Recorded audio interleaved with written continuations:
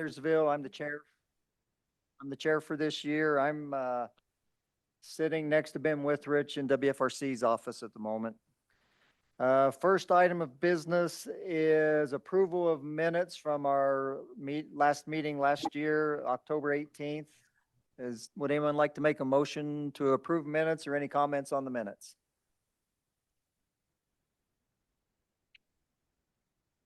I'll make a motion. Okay, Matt Castle makes a motion to approve. Do I have a second?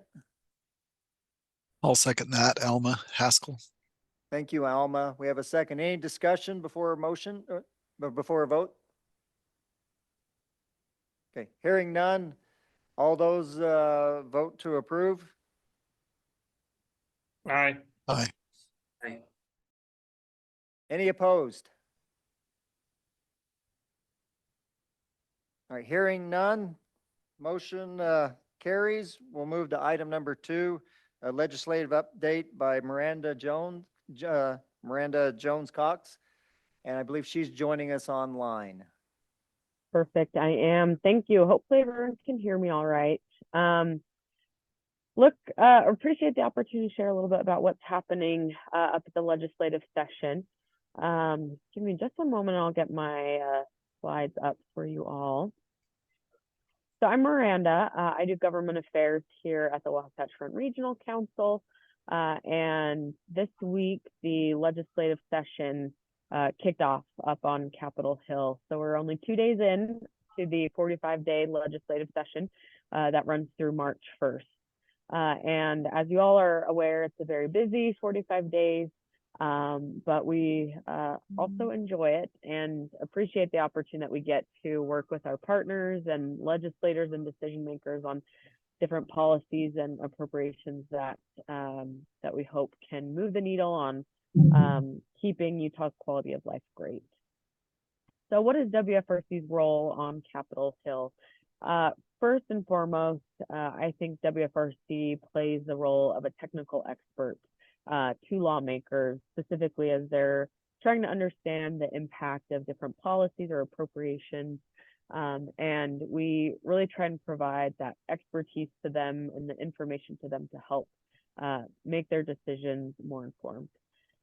Convener, we bring together our transportation agencies and partners, local leaders, legislators, all together to help advance those quality of life, that quality of life goal, as I had mentioned. And then third, an advocate. We are an advocate up on the Hill for appropriations and policies that further the Wasatch Choice vision and Utah's Unified Transportation Plan. So, you know, specifically transportation, housing, air quality, land use, economic development, all of these policies as they relate to transportation. And sorry for any background noise if you guys are hearing that in a public space right now. So there's a few things that that we're kind of keeping in mind as we're walking into the legislative session, some of these key factors of the legislative landscape, if you will. First is that the legislature has maybe a little bit less money to work with this year than they have had in years past. In years past, the legislature has had billions of dollars in one-time or ongoing surplus to spend for different appropriations, and those revenue estimates and those numbers are much smaller this year than in years past, which means that legislative asks and things that they can actually fund are much more limited this year.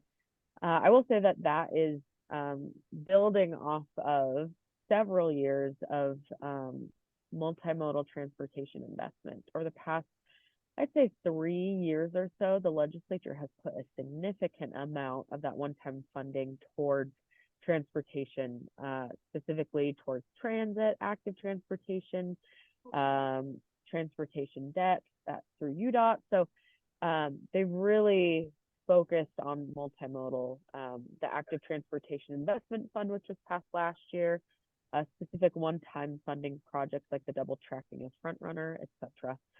And so while that may not be the focus this year, transportation, I noted here housing is maybe a little bit more of the focus than in years past. We still have hopes that there will still be additional investment in transportation this year. I'll note that there's new leadership this year, specifically in the House of Representatives. Speaker Mike Schultz, who was a former member of WFRC Council, is the new Speaker of the House. And then lastly, another reason why there might continue to be additional investment in transportation, not just this year, but in years to come, is the Olympics. Legislators and a lot of folks are very excited about that. And having the desire for Utah to be ready for the Olympics may give them a little more willingness to invest in the transportation system. So that's just a few things that we're kind of keeping in mind moving forward. I will note that there's a number of legislative priority lists out there from our partners and from legislators. The governor's budget recommendations were released in December and highlighted, a number of things in housing and some things in transportation as well. The Salt Lake Chamber released their public policy priorities last week, and many of them mirror the Wasatch Choice Vision, investing in multimodal transportation, etc. And then lastly, there's the House Majority Caucus, Senate Majority, and House Minority Caucus, and their priorities that they've put out there. So would definitely recommend just scanning through those if you're interested in some of what's being discussed on the Hill as far as priorities. I'll note that there are a few things to watch or look for as we're approaching the session. It's still a little bit early, so it's hard to say, we're watching this bill or that bill because some of them are still being drafted or aren't released yet. Appropriation committees are just barely starting to meet, and so we're still trying to get a handle on what appropriation requests are out there. But I did put a few examples right here of some things or maybe categories that we might see some proposals in for appropriations and for bills this next or over the coming weeks. So first, of course, multimodal transportation investment. Specifically in the governor's budget, there was a recommendation for new funding to go to the Transit Transportation Investment Fund. So this would be additional ongoing stable source of funding for transit. Of course, something that we're very supportive of here at WFRC. Local transportation funding. I will say that Speaker Schultz last week did mention publicly that that he understands that local governments are strapped for cash when it comes to paying for their transportation needs, and that he's hoping that will be something that can be addressed in the upcoming session. What that looks like, we're not entirely sure. But one notable thing that WFRC has been engaged with the Utah League of Cities and Towns is a transportation utility fee. This is a fee that currently is an eligible fee for cities to impose. It was proposed, or it was validated by the Utah Supreme Court that cities can impose this fee, and a number of cities have imposed a transportation utility fee. But this legislation and this bill that will be coming out from Representative Karen Peterson basically put some guardrails around a transportation utility fee, standardizes how the fee could or should be imposed. And then lastly, infrastructure funding and financing. There have been proposals for additional money into the state infrastructure bank to help cities with loans for their infrastructure needs in their cities. And there's actually a big focus around infrastructure funding right now, specifically as it relates to providing infrastructure for cities to help accommodate additional housing in their communities. So another thing to keep in mind. And I'll just wrap up here by sharing that we have a number of resources that are hopefully helpful to you all as we move through the legislative session. We have our government affairs email list. So each week I send out an update at the end of the week of what happened during the week, what bills are we watching, what appropriations, and here's what we can expect in the coming week. So feel free to subscribe to that. We also have our bill tracker. So on our bill tracker, we have summaries of relevant bills, transportation related bills, housing, air quality, economic development. Again, these like Wasatch Choice related topics, and our positions on those bills as well. And then lastly, our appropriations tracker, which shows different appropriations, how they're moving throughout the appropriations process, if they're ultimately funded and included in a funding bill. So hope some of that is helpful to you all. I love feedback if you guys have any, positions on bills, or if you're, if you're concerned with bills and you want us to be made aware of that. We love your feedback and would appreciate that as much as possible. So with that, if anyone has any questions, I'd be happy to answer them, but otherwise I'll turn things back over. Thank you. Any questions before we move on to another item? Miranda, John Miller with Mill Creek. I apologize. I was a little late to the conversation. Were there any bills proposed on active transportation bicycle paths? I know the state last year set aside in the governor's budget about 50 million. Is that ongoing? Is it one time? What's kind of the status of that? Yeah, so I'll touch on that a little bit, and maybe Hugh can jump in as far as the current plans that UDOT has in place for the Utah Trail Network, and how that active transportation investment fund will be utilized. So yes, there was $45 million ongoing appropriated last year, and an additional amount of one-time money that was also appropriated to the active transportation investment fund. So for as long as the legislature allows that to continue to be funded, we'll have $45 million every year in that account to go towards that Utah Trail Network.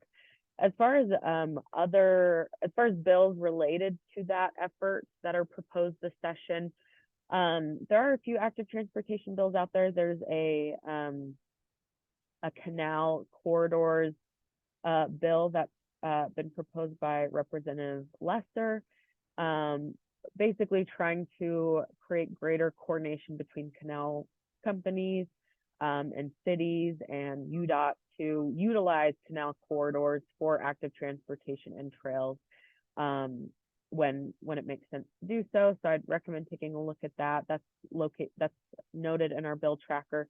There also was a bill recently released that would, as proposed, would provide eminent domain authority for specifically the Bonneville Shoreline Trail. So that's one that we're keeping an eye on. And there's a number of other, minor active transportation bills, but those are two off the top of my head. But Hugh, do you want to touch any on the active transportation investment fund or the Utah Trail Network and what UDOT is doing there? I think you covered it pretty well, Miranda. And so, yeah, we're certainly keeping an eye on those. For those interested in very specific bike-related bills or active transportation-related bills, Bike Utah also has a bill tracker. Might be good to keep your eye on that one as well. But otherwise, you covered it, Miranda. Thanks. Other questions?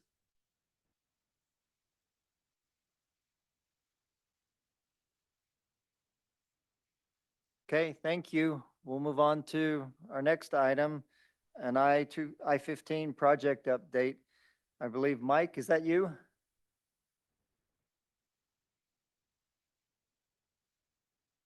Mike, we're not hearing you. Technology, all the different apps, different interfaces are always fun to get used to. Thank you. It is nice to be here this afternoon to talk about I-15, kind of where we're at, give you an update on the environmental study we're going through.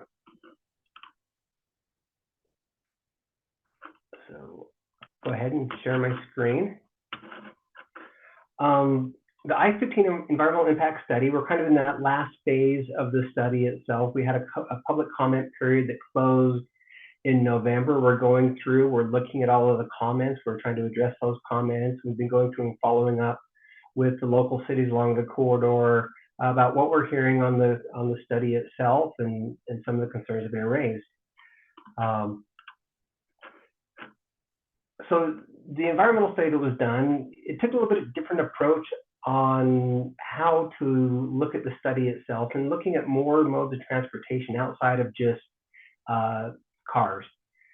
We looked at better mobility, good health, connected communities, and a strong economy. And these are all things that don't seem to be transportation related, but there really is a nexus between transportation and all of these items. As part of the study, we work really closely with the Wasatch Front Regional Council in developing the transportation plan for the Wasatch Front.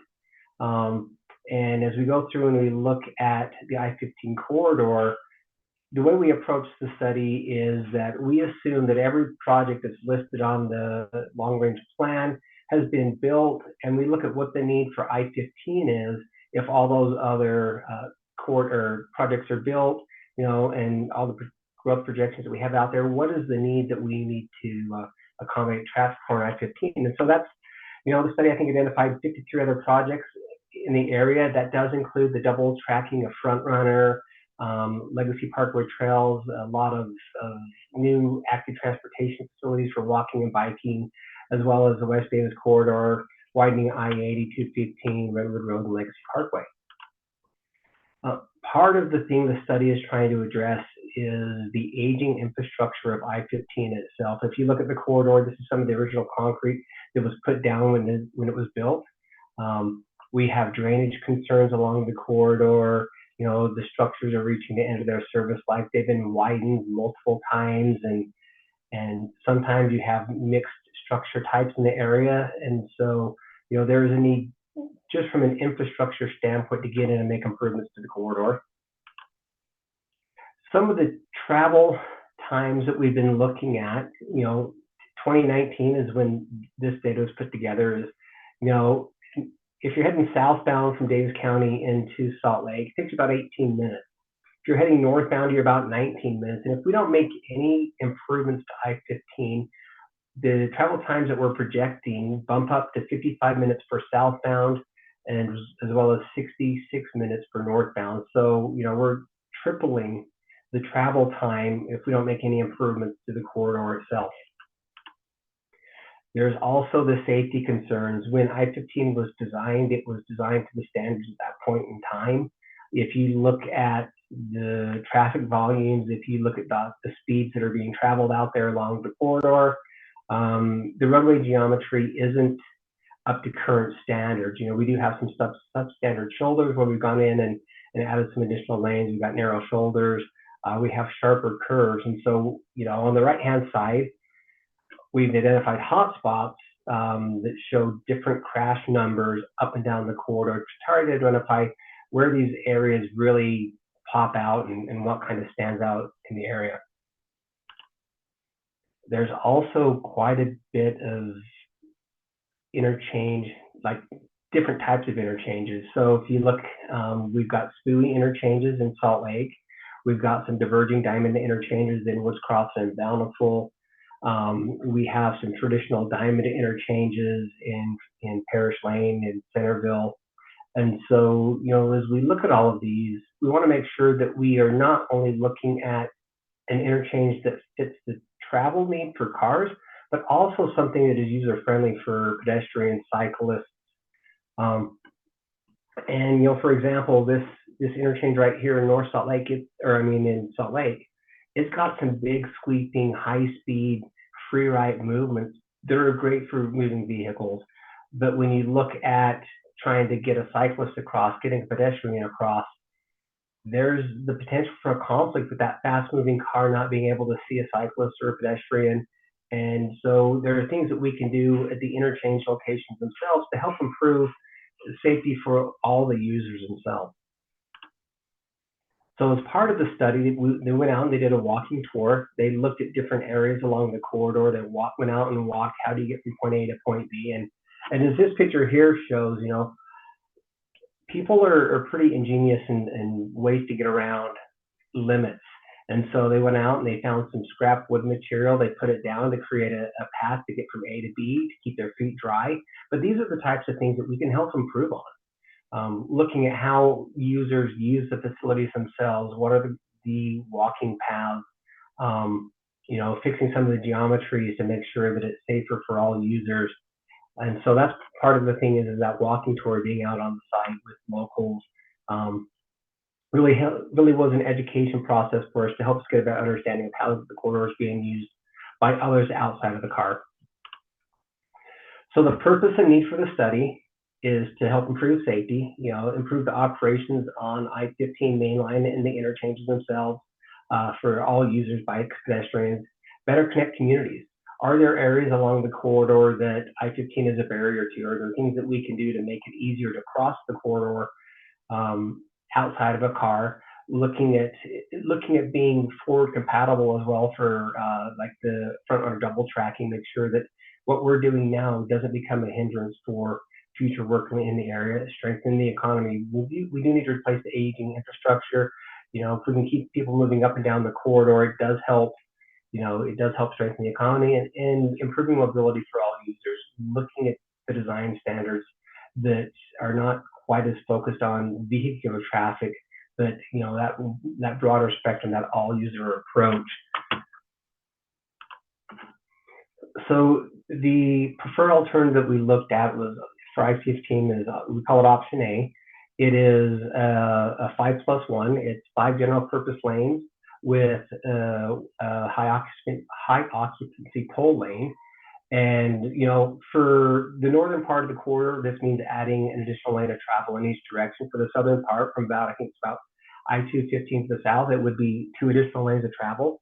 The majority of this can be done within the existing footprint of I-15 to kind of help minimize impacts to adjacent property owners up and down the corridor. And so this is kind of looking back. We did have a different option, option B, that uses reversible lanes. That did have a wider footprint, and it did actually provide a better overall operation from a vehicular standpoint. But we also looked at the impacts associated with that, and we kind of screened that process out, or that option out, because of the additional impacts and the limited benefit related to those impacts. So under option A, you know, we still do see a time increase from 18 minutes up to about 28 minutes travel time. Option B did have a little bit quicker travel time at 21 minutes if you're heading southbound. And the northbound, you go from 19 minutes up to about 30 minutes, so about an 11-minute increase. But if you compare that to doing nothing, you know, it is a lot better if we than not doing anything. But it isn't also just a vehicular-centered solution as well. You know, we're not picking the most, you know, the option that provides the best overall traffic performance. You know, we're trying to find that balance between the two, impacting the communities, limiting the impacts to communities while trying to provide a balanced solution for the commuters. You know, we are looking at proposing walking and biking improvements all the way up and down the corridor. This could be the inclusion of shared use paths. It could be including sidewalks where they don't currently exist. It could be new trail extensions, and this goes all the way up and down the corridor. Every interchange was analyzed. For example, if we have a spooey interchange, you know, we try to square up the off ramps. So you have to come to a stop at the end of that ramp before you can make a right turn movement. It's a simple geometric change, but the benefits we see are pretty beneficial to the active transportation users.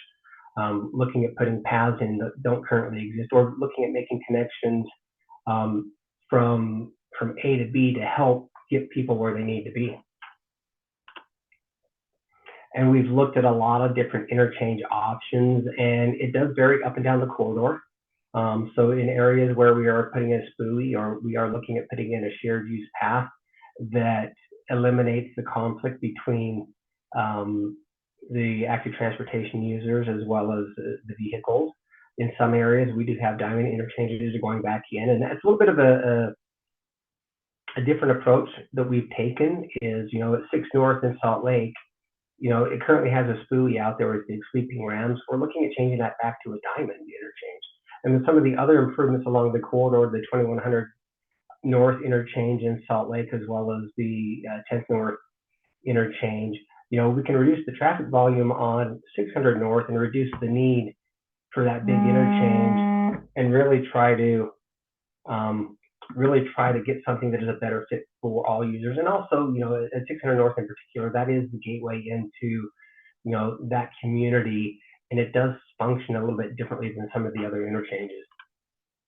As part of the study, we have worked quite a bit with local area working groups up and down the corridor. We looked at area residents, business owners, a diverse group, ethnicity, age, disability, English or language barriers as well, to try to incorporate as much feedback and comment during the concept development as we could. We held quite a few open houses, some in Salt Lake County and some in Davis County, to get input on the different concepts to move forward throughout the environmental study. And in an effort to reduce some of the barriers, typically we hold the open houses, we do it at night, it's inconvenient for residents, users. So to help offset some of that, we offered free transportation to the event. We offered food at the open houses. We offered kids corners, so if parents had kids and they could bring them with them, they could put them in the kids corner. They were watched and had a safe place to hang out while the parents looked at the different materials. We did provide information in both English and Spanish to help reduce that barrier as well. And we did provide translation services at all the open houses to make sure that if somebody showed up in person, they had an opportunity to speak to somebody in their native language to make sure they're able to get their concerns across or their questions. So as part of all of this, we went through an alternative screening process. That first level of screening is, does the concept meet the purpose and need for the project that was defined earlier on?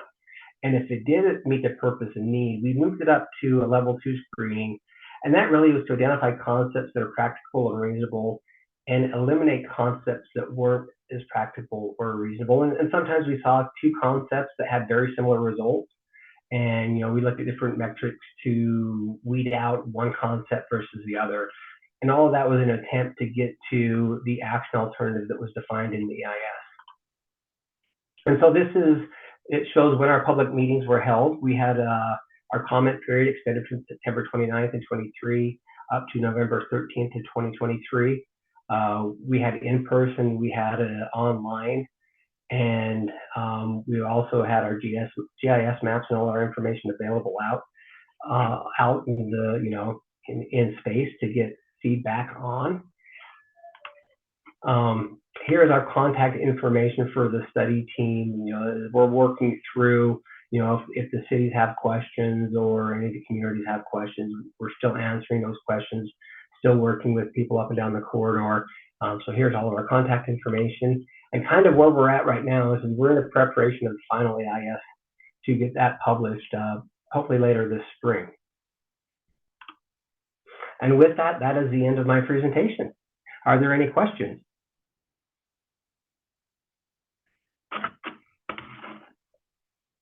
Thank you, Mike. Any questions from anyone?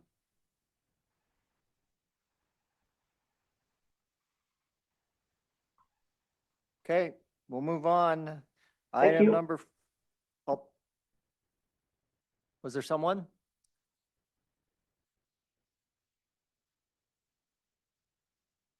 Okay, no.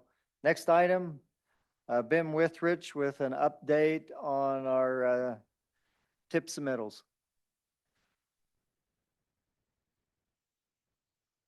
Thank you, Mr. Chair. I'm going to hand out some copies of the tables. I have all the concept reports that have been received, and Rosie should have them in the chat for you to connect to.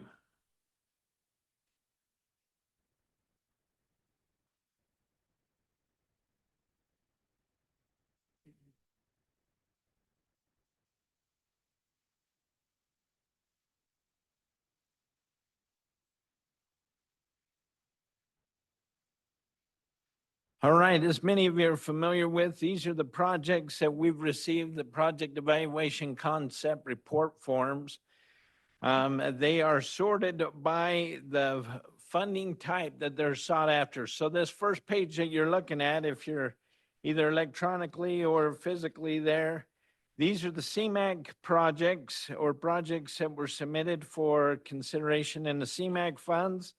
Then if you were to turn the page, the top of that, or the top half of that are projects that were submitted for the carbon reduction program funds.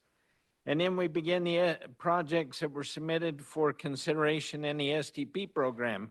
And that goes for the bottom third of that page, the front of the next, the back of the next, and then the top third of the last. And if you turn the packet completely over, or the last page, are the projects that have submitted for consideration in Transportation Alternative Program funds. Now, as you read across this, of course, we're all in Salt Lake County here in this urban area. They're sorted by city, then the funding type and agency, the name of the project, the from and the to, the length, the estimated project cost, the funds being requested, the local match, and then some project description. This is so that you can kind of get an idea of the projects that we will be evaluating and looking at this year. But the most important part is for you to look, and if your project is not on this sheet and you submitted a concept report, please let me know so that we can get that in as we begin, as we are moving through the evaluation process. Timeline is what we're looking at is we'll be doing field reviews sometime in the middle to the latter part of February. We're working on that now. And at the end of the month of February, we will have our roadshow, which is essentially a slide presentation on each of the projects through all 4 of the programs. And that meeting, as the chair will direct later, is a virtual meeting opportunity where you can be in the comfort of your home, just like at the movies, with your own bowl of popcorn or ice cream or whatever treat you want to be munching on.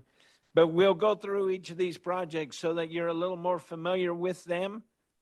And then in our March meeting is when we come to this body with a recommendation from the staff, a staff recommendation to essentially initiate the conversation. In that recommendation, it'll come with all the information that staff has reviewed from the field reviews, from discussions, from the data that was supplied, and any other information we can get pertinent to the project to try to identify the best project for the limited funds this time around. And that will initiate our discussion as a technical advisory committee for you to identify and then recommend what project should move forward. So please take a look at the list. If we're missing anything, please let me know. And I believe that's all I have, Mr. Chair, unless there's any questions. Let's open it up a moment. Has anyone noticed a project that they submitted that they do not see on the list?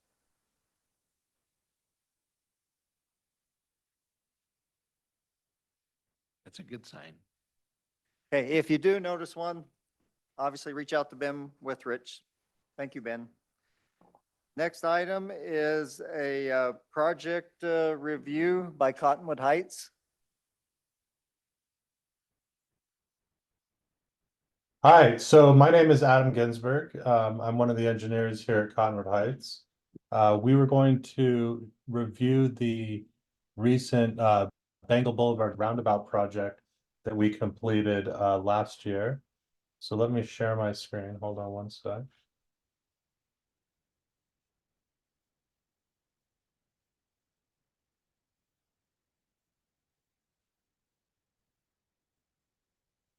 So this project, the Bengal Boulevard roundabout, is located on 2300 East and Bengal Boulevard.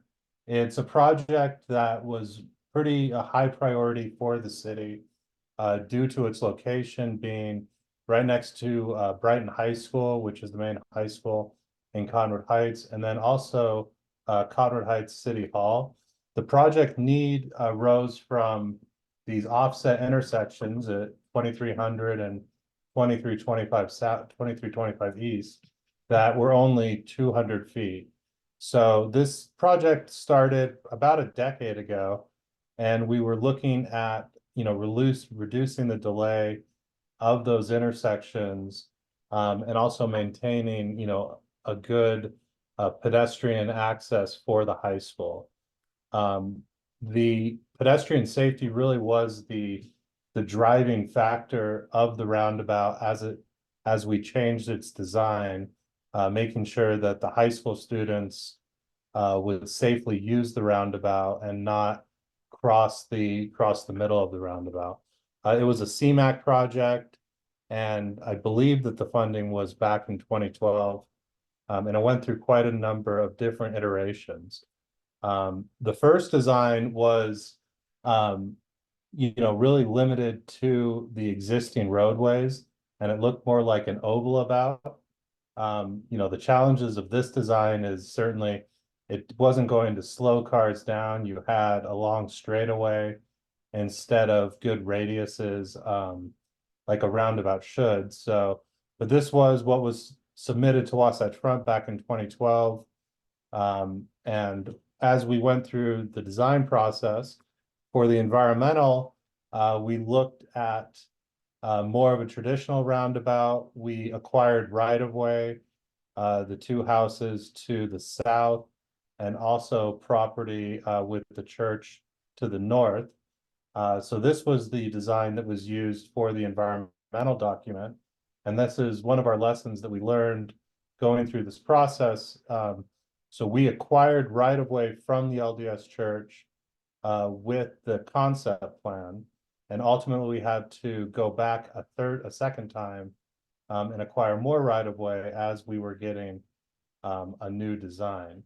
And you can see the city hall was constructed during this time, and also Brighton High School was completely reconstructed during this time as well. This design was the one that we used with the open houses, with the school, and with the public. And there was a lot of apprehension with placing a roundabout next to a high school. Really, a lot of people were concerned of how the kids were going to treat the roundabout, and also the pedestrians that were going to cross the roundabout. There's a lot of parking outside of the school, and so you have a lot of kids that were crossing that intersection. So we really took the mantra of redesigning this roundabout as a crosswalk that let cars through.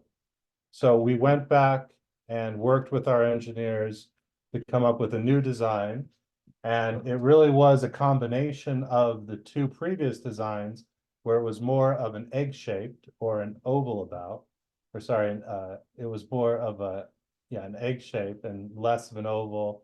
And this was, a design that did slow speeds of the cars, and it also reduced the number of conflict points of the two previous designs. We tried to eliminate as many conflict points as possible.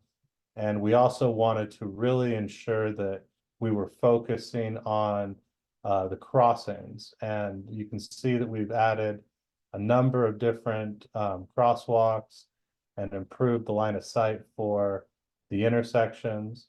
And also the churning radiuses of the roads. So we went with this design, and we included a lot of offset intersections and a lot of decorative railings that were placed in certain locations to prevent the kids from crossing the roundabout through the center and really channelizing them towards these intersections. And we also utilized multi-use paths so bicyclists could safely navigate the roundabout as well.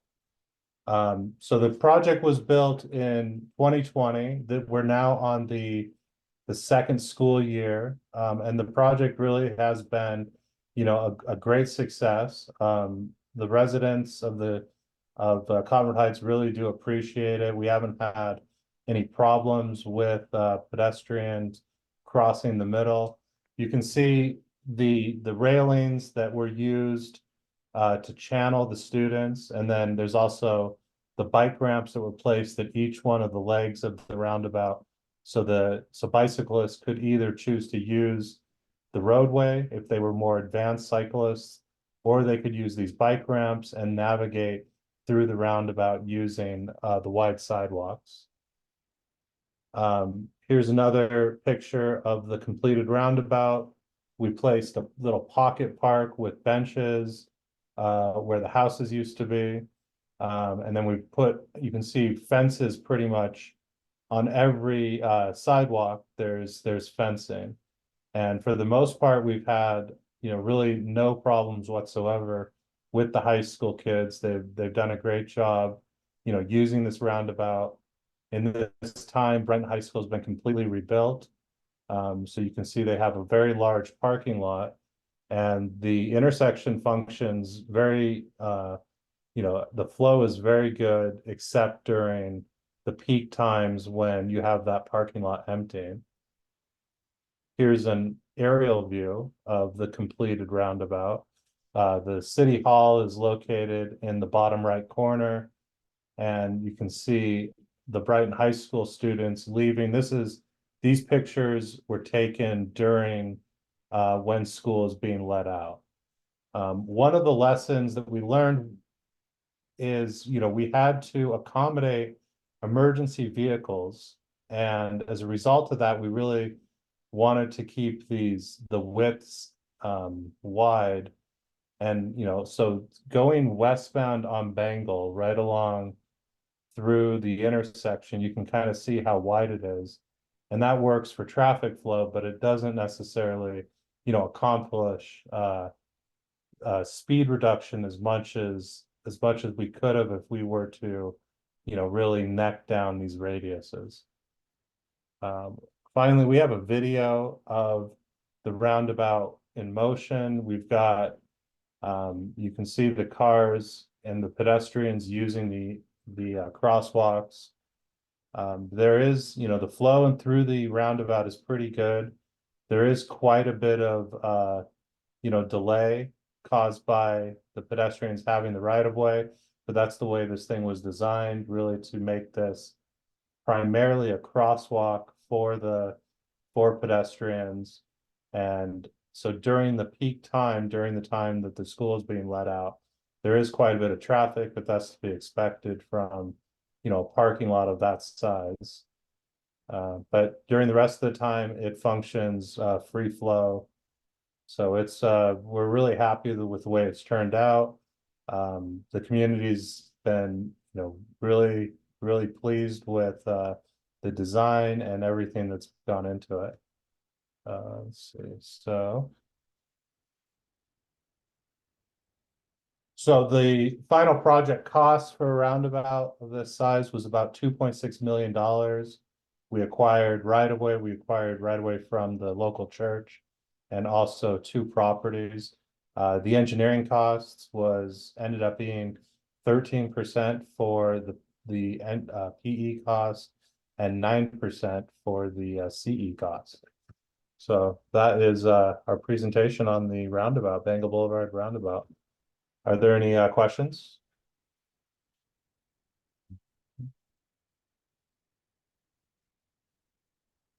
Okay, thank you, Adam. Adam, Yeah. can I ask a question? Mr. Chair, is that all right if I ask a question of Adam? Go Yeah. ahead. Go All ahead. right, thanks.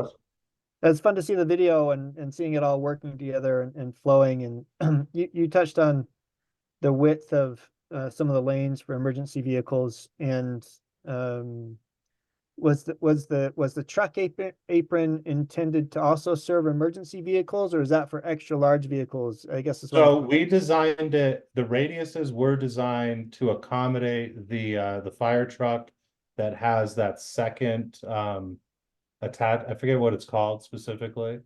So as a result of that, that was the radius and the apron is mountable. So, we designed it so every single emergency service vehicle could get through. As a result of that, that radius on the westbound is a little straighter than we would like. I mean, it works. People aren't speeding through. Like if we would have built the oval about, it would have been, it wouldn't have slowed cars down at all. So it does accomplish speed reduction. We have, pretty much our speeds are in the between 20 and 25, which is typical for a roundabout.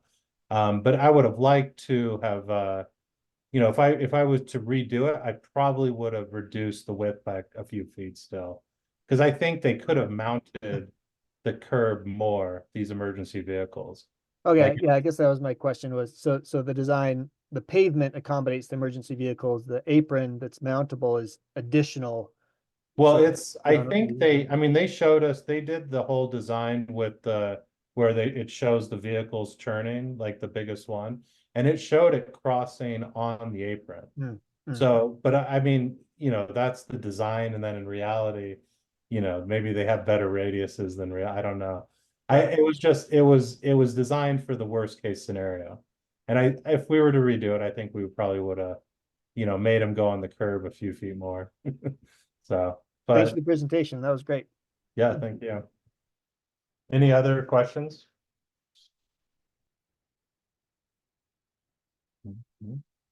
All right, thank you. Thank you again, Adam. Our next presentation's by UTA, their Transit Long Range Plan. And I'm not, Oh, hi. Yes. Hello, everyone. My name is Dee Dee Murray. I am with UTA in their strategic planning department.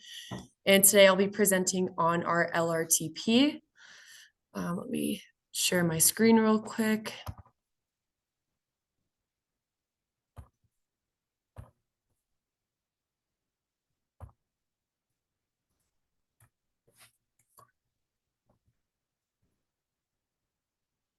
And by real quick, I mean medium quick.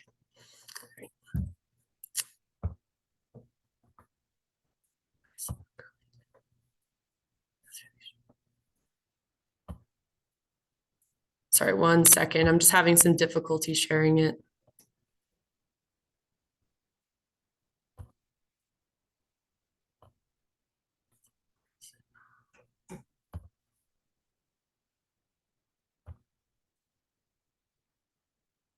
Hi, Dee Dee. This is Rosie with WFRC. Is this the same presentation from this morning's meeting? Because I do have it and I can pull it up for you. Oh, that would be a huge help. Yeah, thank you. Okay, It is. Yeah, from perfect. the Ogden meeting. Thanks. You are so welcome. I think someone was talking before about how technology is fun and reliable, so I'm experiencing that. Okay, that's perfect. Okay, so we'll get started. So UTA has developed our long-range transportation plan, which is our vision for the future of transit in our region. This plan was developed to respond to the needs of our community while also thinking big, thinking visionary. Our ideas are not all necessarily constrained by funding. Let's see, next slide. The process of developing this plan, we started last year. Since then, we've developed scenarios, financial analysis, and an implementation plan. We also had 2 major public outreach efforts. And last month, our draft vision document was approved by UTA's board, and it will be going to the local advisory committee in February and should be back to our board to be adopted in March. Next slide. Thanks. The plan vision development, it resulted in the creation of a prioritized project list.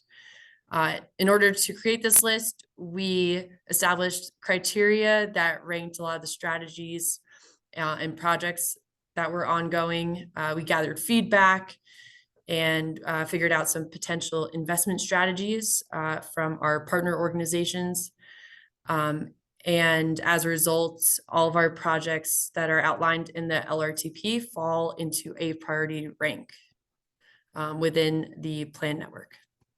Next slide. Okay, so I'm a big fan of this graphic. I really like it. This shows our whole menu of services that we provide here at UTA. I'll make note of the green banner up top, which showcases our frequent service network. That's 5 different modes. It's our light rail, streetcar, and 3 of our bus services. I think that this graphic is great because it shows that variety. It also shows how we can service different communities based off of their specific location-based needs. and shows potential of how communities can grow into transit. Next slide. Let's see, this one's quick. So our evaluation goals are tied really closely to our organization's goals that are outlined in our strategic plan. Next slide. So how did we engage the community? We held we held many listening sessions, several public information centers, both virtual and in person. We also engaged with the community via social media, doing online surveying, as well as over 30 stakeholder presentations. And what did we hear? Number one, frequency is a priority. That's something that we heard a lot of. People are also hoping to see some improvements and extensions to our Frontrunner commuter rail service, as well as expanded coverage in new routes all along our service region. And then we also received a lot of very specific feedback based off of different service areas and geographic locations. And then we identified from a lot of this feedback and kind of a needs assessment, investment strategies. And we outlined 4 here, which is maintaining our system, expanding our frequent service network, doing enhancements to our system, be it capital upgrades, tech upgrades, and then serving our growth areas. So as part of this effort, we developed our vision network. The vision network is not financially constrained. This is looking at the service that we can provide in the next 30 years if money was not an issue. So a lot of these projects could not be realized under our current funding assumptions. This is definitely part of more of our long-range visioning effort. Next slide. But if money is an issue, we do have our plan network outlined. This is fiscally constrained, and we were able to prioritize projects based off of our criteria.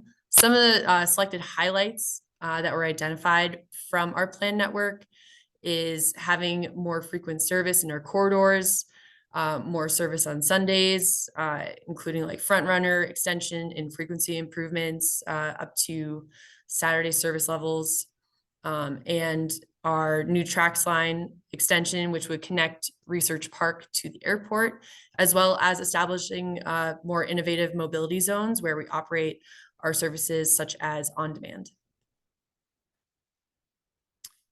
We also want to acknowledge that while we do have our priority list in our vision network, there are also many plans and vision elements happening in our communities.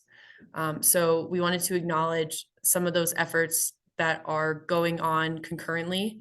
That includes Point of the Mountain, the Rio Grande plan, our Frontrunner Forward study. This is not a comprehensive list. There's definitely a lot of stuff happening in our region. So these are just a couple of them. And looking at next steps, so this is our first go around with our long range transit plan, our version 1.0. But this is going to become an ongoing program with UTA, which we will be incorporating into a lot of our regional planning processes, as well as our MPO's planning processes. Our next steps are going to be updating our financial assumptions, as well as continuing our public engagement efforts. And we will have our next plan update in 2027. But for now, we're excited to see this plan getting wrapped up and hopefully approved and adopted in March. All right, thank you so much. If there's any questions, I'd be happy to answer.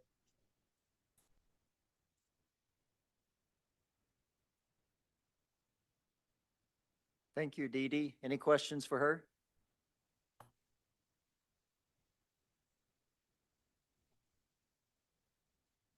All right, thank you so Thank much. you. Our next item, other business. I believe, Kip, you have something you want to share with us? Yes, I wanted to mention that work is progressing very well with our comprehensive safety action plan.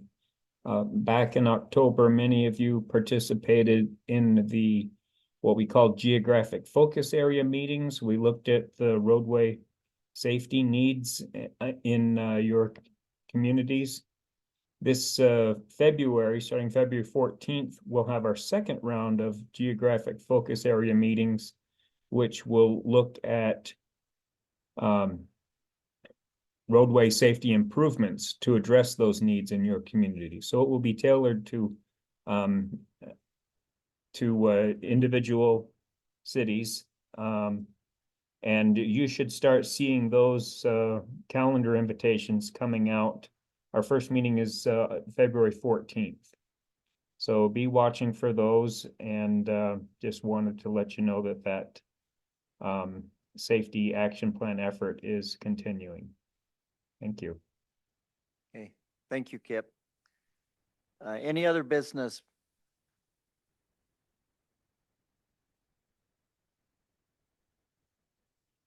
Okay, one last item from me. Ben Withrich mentioned this earlier. Our February 28th meeting will be held all online. So we will not hold in person in February, but in March, I encourage all that can to be here at the WFRC offices, where we will review and make a recommendation on this year's different funding programs. One last call. Any other business before we adjourn?